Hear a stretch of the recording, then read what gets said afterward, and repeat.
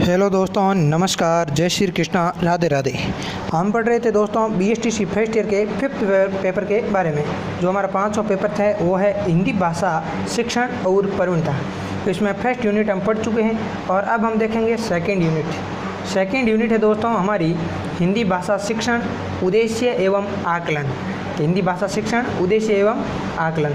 तो इसमें कुछ इंपॉर्टेंट क्वेश्चन है, उनको हम पढ़ेंगे बहुत ही अच्छे तरीके से। आप इनको समझते हुए मेरे साथ साथ बहुत ही अच्छे तरीके से नज़र से निकालिएगा। ये आपको एग्ज़ाम के लिए बहुत ही अच्छे तरीके से पोस्ट करने वाले हैं और कुछ समय बाद आपको एग्ज़ाम में इन्हीं में से कोई ना कोई अच्छे प्रश्न वहाँ पर मिलने वाले हैं। तो ये क्वेश्चन आपसे वापस रूबरू होने वाले हैं, इसलिए इनसे आप थोड़ी सी जान पहचान अभी कर लीजिएगा। पहला क्वेश्चन है मित्रों, भाषा सहायक होती है। भाषा किस में सहायक होती है? अन्य विषयों के शिक्षण में, बच्चे के व्यक्तित्व के विकास में, बच्चों के सामाजिकरण में। तो आपको पता है कि भाषा की वजह से अन्य भाषाओं के शिक्षण में आसानी रहती है, बच्चों में व्यक्तित्व का विकास होता है और भाषा से ही बच्चों का सामाजिकरण अच्छे ढंग से हो पाता है। तो इन सभी में जो है हमारी भाषा सहायक होती है। तो डी ऑप्शन करेक्ट हो जाएगा। वर्तमान में मानक हिंदी रूप में प्रयुक्त होती है, यानी वर्तमान में जो मानक है, मानक हिंदी किस रूप में प्रयुक्त होती है? तो अपनी जो प्रेजेंट टाइम जो मानक हिंदी है मित्रों, वो खड़ी बोली हिंदी के रूप में प्रयुक्त होती है। जैसे बाकी के है ब्रज भाषा, अवधी, राजस्थानी नहीं। तो यहाँ पर हमें लिखना है कि वर्तमान में जो हिंदी भाषा है वो खड़ी बोली हिंदी के रूप में प्रयुक्त की जाती है। नेक्स्ट है भाषा के मौखिक व्यवहारिकता रूप में अभिव्यक्ति पक्ष है। तो भाषा के देख मौखिक अर्थ क्या होता है दोस्तों? बोलना। मौखिक का अर्थ क्या है? बोलना। जैसे 6, 7, 8 में अपना परीक्षाएं होती थी, मौखिक परीक्षा और लिखित परीक्षा। तो मौखिक परीक्षा का अर्थ क्या होता है? बोल करके प्रश्नों का जवाब देना। वहाँ पर हम कोई पेन से कहीं पर लिखने वाले नहीं होते, केवल मौखिक परीक्षा में बोल के जवाब दिया जाता है। तो मौखिक का सीधा सा संबंध हो गया बोलने से। नेक्स्ट क्वेश्चन है मित्रों, बालक बड़ों के प्रति श्रद्धा भाव प्रकट कर सकेगा। बालक बड़ों के प्रति श्रद्धा भाव प्रकट कर सकेगा, ये व्यवहारगत परिवर्तन है, यानी किस प्रकार का परिवर्तन है? तो देखिए, तो ऑप्शन है अभिव्यक्तिपरक, ज्ञानपरक, अभिरुचिपरक या अर्थग्रहण। तो यहाँ पर हमें ऑप्शन दे के सीधा पता चल जाए कि बालक है जो बड़ों के प्रति आदर भाव प्रकट कर सकेगा, इसका है जो सीधा संबंध है अभिरुचिपरक उद्देश्य से। यह किस प्रकार का उद्देश्य है? तो अभिरुचिपरक उद्देश्य, यानी बालक की रुचि से संबंधित है जो ये उद्देश्य दिया गया है। नेक्स्ट है भाषा शिक्षण के मूल उद्देश्य बताइए।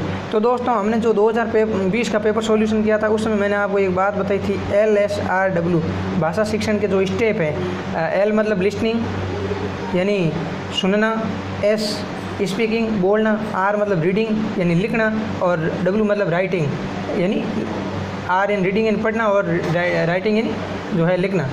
तो listening, speaking, reading and writing ये हमें बहुत ही अच्छे तरीके से समझ चुके हैं। तो लिसनिंग L यानी सुनना, बोलना, स्पीकिंग, पढ़ना, रीडिंग और लिखना को बोल देंगे राइटिंग। तो LSRW मेथड है, ये आपको ध्यान रखना है। ये शिक्षा के 4 मूल उद्देश्य है।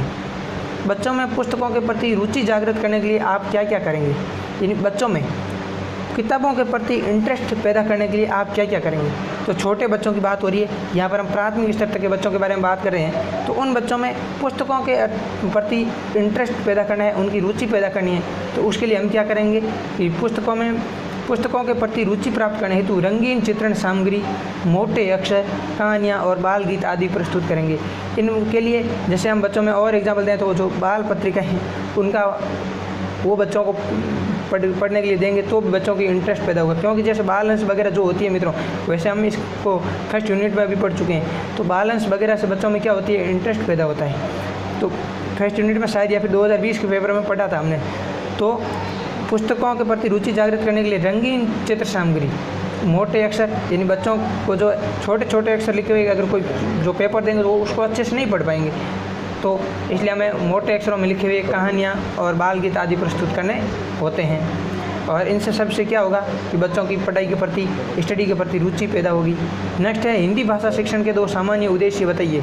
ध्यान दीजिएगा, ज़्यादा कन्फ्यूज नहीं होना है। वैसे भाषा शिक्षण के मूल उद्देश्य तो हमने ये लिखे थे, सुनना, बोलना, लिखना, पढ़ना, ठीक है। और फिर हमने हिंदी भाषा के सामान्य उद्देश्य की बात करें तो अब हम देखेंगे हिंदी भाषा के सामान्य उद्देश्य के बारे में। तो सामान्य उद्देश्य में बात करें मित्रों, कोई भी भाषा हम सीख रहे हैं कोई भी भाषा हो, तो उसको सीखने के सामान्य उद्देश्य क्या होते हैं कि छात्र इस योग्य हो जाए कि वे शुद्ध, सरल और स्पष्ट और प्रभावशाली भाषा में अपने विचारों को अभिव्यक्त या भावों को व्यक्त कर सके। फिर भाषा किस लिए सीखते हैं कि बालक में इस प्रकार की एबिलिटी आ जाए कि वो अपने विचार बिल्कुल शुद्ध और स्पष्ट तरीके से प्रकट कर सके। फिर नेक्स्ट है छात्र दूसरों के विचारों को अर्थ ग्रहण कर सके। अगर उसे हिंदी भाषा शिक्षण की बात करें तो अगर उसे हिंदी भाषा के शिक्षण का नॉलेज हो जाएगा तो वह क्या करेगा, अपने जो साथी बंधु है उनके विचारों को भी मतलब आसानी से समझ सकेगा, ठीक है, उनके विचारों को ग्रहण कर सकेगा। छात्र शुद्ध उच्चारण और प्रभावपूर्ण वाचन कर सकें। अब हिंदी भाषा शिक्षण से क्या होगा, इसका एक उद्देश्य ये भी रहेगा कि गुरुजी द्वारा हिंदी भाषा पढ़ाई जा रही है तो इससे क्या होगा, छात्र शुद्ध उच्चारण करना सीखेंगे और प्रभावपूर्ण वाचन कर सकेंगे, यानी वाचन स्पष्ट तरीके से कर सकेंगे। तो ये हिंदी भाषा का उद्देश्य है मित्रों। बिल्कुल लोड नहीं लेना है। अगर आप लोड लेके याद करोगे मुझे ये याद करनी है तो याद नहीं होगी। अब कई बार हम कोई लेसन लेके बैठ जाते हैं, नहीं मुझे ये याद करना है, तो होता नहीं है भाई, याद करना कैसे कर ले। तो याद कब होता है, जैसे मान लीजिए हम कोई मूवी देखते हैं, कोई मैच देखते हैं, तो हम ये थोड़ी सोचते हैं कि अब मैं मैच याद करूँगा पूरा, ये मूवी पूरी याद करूँगा, नहीं, हम बिल्कुल शांत माइंड से उसको चुपचाप देखते रहते हैं और वह डायरेक्ट भेजे में सेट हो जाता है। तो इसीलिए यहाँ पर भी आपको आराम से समझना है कि छात्र शिक्षण के दो उद्देश्य यही है कि वो शुद्ध, सरल और स्पष्ट और प्रभावशाली भाषा में अपने विचारों को अभिव्यक्त कर सकेगा, दूसरों के विचारों को ग्रहण कर सकेगा और उच्चारण में और वाचन में स्पष्टता के साथ वो अपने शुद्ध उच्चारण और प्रभावपूर्ण वाचन कर सकेगा। नेक्स्ट है बोलने के कौशल का विकास करने के लिए। मित्रों इसको आप वेरी वेरी वेरी इंपॉर्टेंट मान लीजिएगा, क्योंकि 2020 में क्या आया था, हमने अभी पेपर सॉल्व किया था पहले, तो आया था पठन कौशल में विकास के लिए अध्यापक को किन किन गतिविधियों का आयोजन करना चाहिए। फिर हमने पढ़ा लेखन कौशल, तो हम पठन कौशल और लेखन कौशल ये दोनों ही 2020 में आ चुके हैं। पठन कौशल और लेखन कौशल दोनों 2020 में आ चुके हैं। तो पीछे एक ही बच्चा है बोलने का कौशल, जिसको हम अभिव्यक्ति कौशल के रूप में थोड़ा बहुत पढ़ भी चुके हैं, ठीक है। तो यहाँ पर अब भी बोलने का कौशल इंपॉर्टेंट चांस बनता है, इसका आने का बहुत ही ज़्यादा चांस है, क्योंकि पठन और लेखन दोनों कौशल पूछे गए हैं। तो अब पीछे यही बच्चा है और अब ये वेट कर रहा है कि 2021 का पेपर कब और कब मैं आऊँ। तो इसको अच्छे से समझिए आप। बोलने के कौशल का विकास करने के लिए अध्यापक को किन किन गतिविधियों का आयोजन करना चाहिए, तो बच्चे बोलने में किस प्रकार से एक्सपर्ट हो, ये चीज़ हम पढ़ चुके हैं, फिर भी एक बार आपको वापस नज़र से निकालना है इनको। बोलने के कौशल का विकास करने के लिए अध्यापक को निम्नलिखित गतिविधियाँ करनी चाहिए। कौन सी गतिविधियाँ करनी चाहिए? बच्चों के साथ औपचारिक वातावरण में उनकी अपनी भाषा में बातचीत करेंगे, ठीक है। बच्चों में बोलने का कौशल विकसित कब होगा? जब हम बच्चों को आत्मीयता का भाव जो है उनको लगेगा कि हमारे साथ इनका जो है लगाव है। तो अनौपचारिक वातावरण में यानी सामान्य वातावरण में हम बच्चों के साथ उनकी भाषा में बातचीत करेंगे, उनकी जो मातृभाषा है जिसमें वो अच्छे से अपनी बात को एक्सप्लेन कर पाते हैं, तो उनकी ही भाषा में हम उनके साथ बातचीत करेंगे। पाठ्य पुस्तक के आरंभिक पृष्ठों में जो चित्र है उन पर खूब वार्तालाप करें, चित्रों को दिखाकर छोटे छोटे प्रश्न करें और बालकों को बोलने के लिए अवसर दें। हो सके तो उन्हें सकारात्मक पुनर्बलन से प्रेरित करें। इन कहने का मतलब यही है, अगर बोलने का कौशल विकसित करना है तो जैसे तैसे भी करके बालकों को अगर वो चित्र दिखाएं और फिर उनसे छोटे छोटे प्रश्न करें, अधिक से अधिक बालकों को बोलने का अवसर देना है और उन्हें जो है इसके लिए जो है प्रोत्साहित करना चाहिए कि हाँ बिल्कुल आप अच्छे बोल रहे हो, ठीक है। इस प्रकार से उनकी भाषा में कुछ सुधार के लिए आपको प्रयास करना चाहिए। फिर परिचित जो मूर्त वस्तुएं हैं, चित्र है, उनको लेकर के वार्ता करें। जो परिचित चित्र है अपने उनसे संबंधित बच्चों के साथ वार्तालाप करें चित्रों के द्वारा। छोटे छोटे वाक्यों के अभ्यास से बच्चों को बोलने के लिए प्रेरित करें। छोटी छोटी कहानियाँ, चुटकुले सुनाने को कहें। यानी क्लास में प्राइमरी क्लास से क्या होगा, कहानियों कविताओं के माध्यम से बच्चों को सिखाया जाता है, तो फिर बच्चों को भी कभी कभी मौका दें कि वे भी छोटी छोटी कहानियाँ सुनाएं, चुटकुले सुनाएं। यानी ठीक है, बारी बारी से आके सभी ये प्रयास करें। बाल गीत सुनाने के लिए बच्चों को कहें। बाल सभा में कहानी कथन, अब जैसे देखिए प्राइमरी स्तर तक की बाल सभा की बात करें, बाकी तो जो है माध्यमिक स्तर में क्या होता है, जीके के प्रश्न वगैरह है, ठीक है। इस प्रकार से सामान्य चीज़ें वो पूछी जाती है। लेकिन प्राइमरी स्तर तक मित्र बात करें तो बाल सभा में कहानी कथन, घटना वर्णन, कविता पाठ और भी देखें जैसे गीत है, इन सभी की प्रस्तुति के लिए प्रोत्साहित किया जाए, तो बच्चों में बोलने का विकास भी होगा। जब हम बाल सभा एक रुचि का टॉपिक है मित्रों, तो बच्चों के द्वारा बाल सभा का जो है आयोजन करवाए जाए गुरुजनों के द्वारा, ताकि बच्चे भी इससे कुछ न कुछ सीखें। कक्षा में एकांकी वह नाटक आधारित पाठों के स्वांदों को कंठस्थ याद कराकर अभिनय का अभ्यास करवाया जाए। इन कक्षा में जो हम पढ़ते हैं तो उसमें कभी कभी कोई नाटक आता है, तो नाटक के आधारित जो स्वाद होते हैं कि ठीक है, रामू ने मोहन शेखार, मोहन ने सोहन शेखार, जो नाटक का जो मेथड होता है उसको अच्छे से याद करवा करके बच्चों को जो है अभिनय का अभ्यास करवाया जाए। ठीक है, जैसे कोई मान लीजिए नाटक है तो उसमें डॉक्टर का सीन है, चाहे कुछ मरीज है और कुछ भी है, गाँव के लोग हैं। ठीक है, इस प्रकार से जो है बच्चों को अलग अलग जो है अभिनय के लिए मौके दिए जाएँ। इससे क्या होगा, बोलने की झिझक और संकोच दूर हो सकेंगे। और ये मेथड कैसा है मित्रों, नाटक का जो मेथड है वो बहुत ही रुचिकर है और इसमें बच्चे बहुत ही जो है भाग लेने के लिए ज़्यादा उत्सुक भी होंगे। तो जब बच्चों की रुचि होगी तब भी वो अच्छे से सीख पाएंगे। फिर राष्ट्रीय पर्व जैसे 15 अगस्त, 26 जनवरी ये त्यौहार हैं, उत्सव जयंतियों के अवसर पर बच्चों को बोलने के लिए पूर्ण अवसर दें। जो जयंतियाँ होती है उन पर भी बच्चों को मौका दें बोलने का। कार्यक्रमों के प्रभारी बनाकर अध्यापकों को जिम्मेदारी दी जाए, यानी अलग अलग अध्यापकों को अलग अलग तरह की जिम्मेदारी दी जाए ताकि सभी बालकों के प्रति हम अच्छे से ध्यान दें और उनके बोलने के कौशल में विकास लाने में कुछ न कुछ अपना योगदान देवें। तो यहाँ पर हमने देखा, एक बार वापस थोड़ा सा ऊपर रीडिंग एक बार वापस मार लेते हैं। बोलने का कौशल का विकास करने के लिए अध्यापक को किन किन गतिविधियों का आयोजन करना चाहिए। तो सबसे पहले बच्चों से ज़्यादा जो वार्तालाप करें, छोटे छोटे प्रश्न करें और उनको बोलने का ज़्यादा मौका दें और उन्हें सकारात्मक पुनर्बलन से प्रेरित करें, उन्हें पॉजिटिविटी से प्रेरित करें। उन्हें चित्रों को लेकर वार्ता करें, उनके साथ छोटे छोटे वाक्यों के अभ्यास से उनको बोलने के लिए प्रेरित करें। कहानियाँ, चुटकुले सुनाने के लिए कहें, बाल गीत सुनाने के लिए कहें, बाल सभाओं का आयोजन करें, नाटक में बच्चों को अभिनय का मौका दें और जो भी राष्ट्रीय पर्व है, जो जयंतियाँ हैं, उत्सव है, उन सब पर भी छोटे छोटे कार्यक्रम आयोजित करके बच्चों को बोलने का मौका दिया जाए। नेक्स्ट क्वेश्चन है मित्रों, आकलन की आवश्यकता क्यों है? आकलन की आवश्यकता क्यों है? तो आकलन क्या होता है? आकलन शिक्षण प्रक्रिया का एक अभिन्न अंग है। शिक्षण प्रक्रिया का एक अभिन्न अंग है।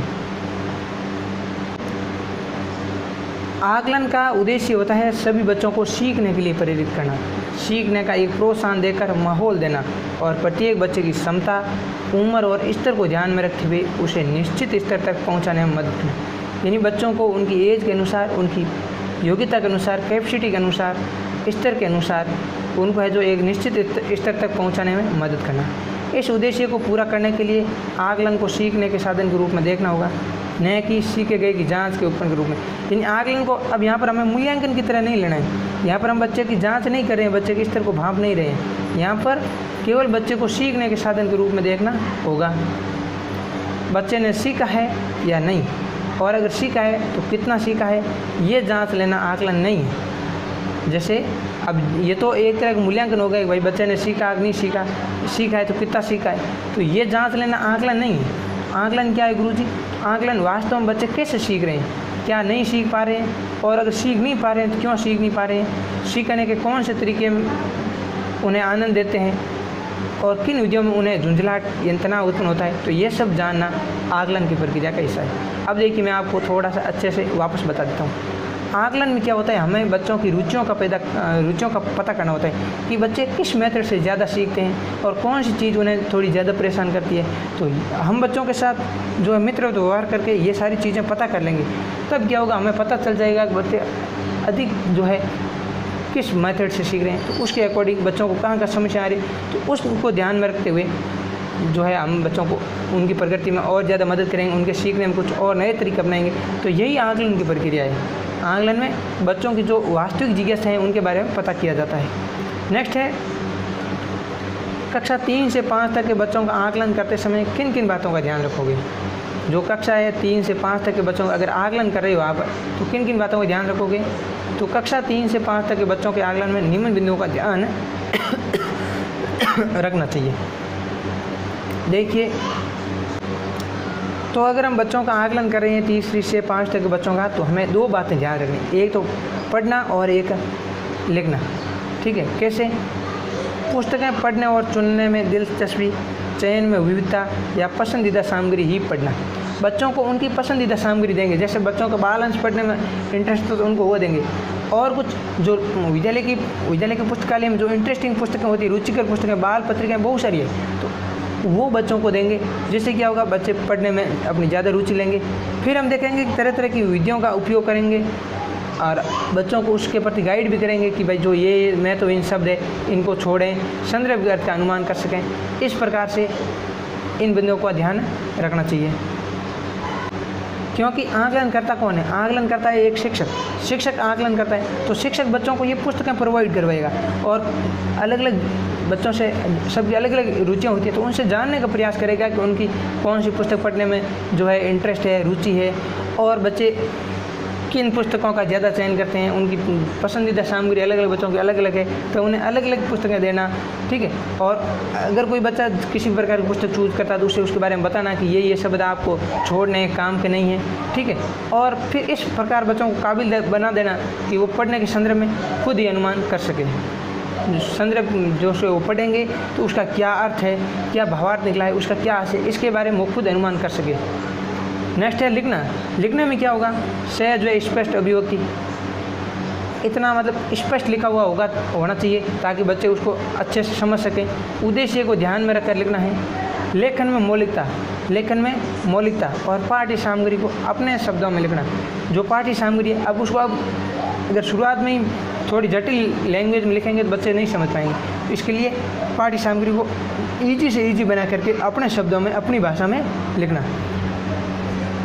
तो इससे हम बच्चों के जो है रुचि जान सकेंगे और उनके सीखने, यानी वो कितना सीखते हैं, कैसे सीखते हैं और क्या नहीं सीखते हैं, किस तरीके से नहीं सीखते, इस बारे में हम पता कर सकेंगे और बच्चों का आकलन कर सकेंगे। कुछ मेरे इस ख्याल से थोड़ा बहुत आपके पल्ले पड़ा होगा, और फिर भी अगर कोई भी डाउट लग रहा है तो एक बार वीडियो को पॉज कीजिए और इसको अच्छे से पढ़ लीजिए, या फिर स्क्रीनशॉट ले लीजिए, एंड में एक बार रिवाइज कर लीजिएगा। नेक्स्ट है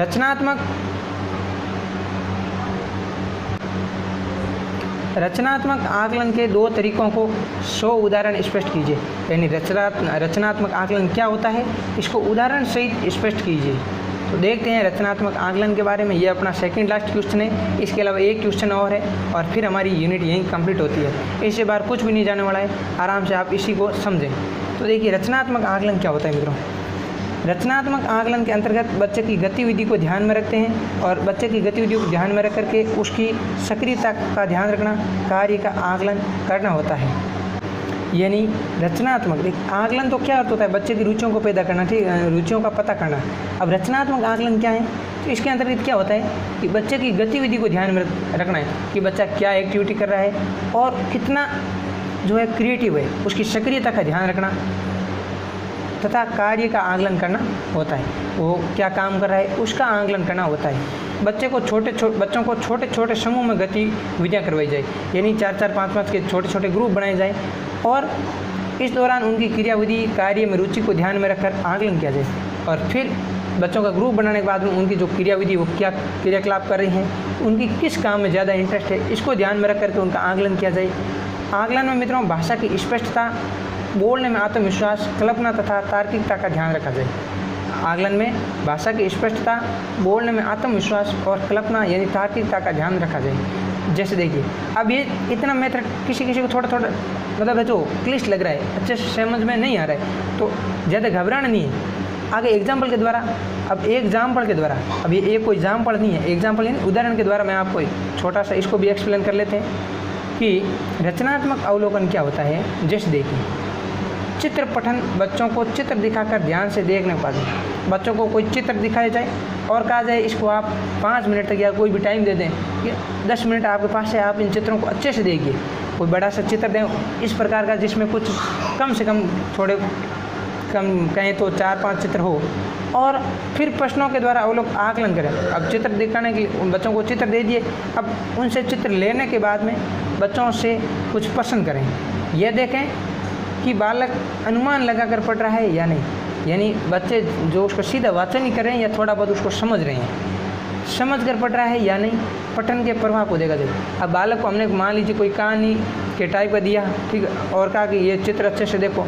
अब वो चित्र देखने के बाद में हमने पूछा कि भाई मोर के जस्ट पीछे कौन है, तो हो सके मोर के जस्ट पीछे कोई छोटा सा कुआं हो या जो भी चीज़ हो। अब चित्र में जो भी सामग्री हो वो बच्चे को पूछेंगे, बच्चा बता देगा कि हाँ उसकी साइड में ये है, तो हम मान लेंगे कि बच्चे ने जो है समझ कर पढ़ा है। और अगर उसको पता ही नहीं, वो बोलेगा भाई आई डू नॉट नो, ठीक है, आई डोंट नो यानी उसको कुछ पता नहीं है, तो इसका मतलब हमें पता चल जाएगा उसने समझ करके नहीं पढ़ा है।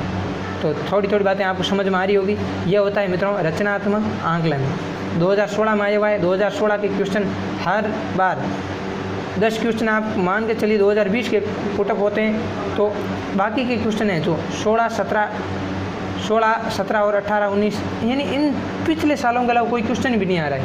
अब पिछले 4 पेपरों को आप मिला के देखिए, आपको एक भी क्वेश्चन ऐसा नहीं मिलेगा जो 2016 से लेकर 2020 से बाहर का हो, एक भी ऐसा नहीं मिलेगा, क्योंकि इनका लिमिटेड मैटर है और इन्हीं में से ये बार बार पूछे जाते हैं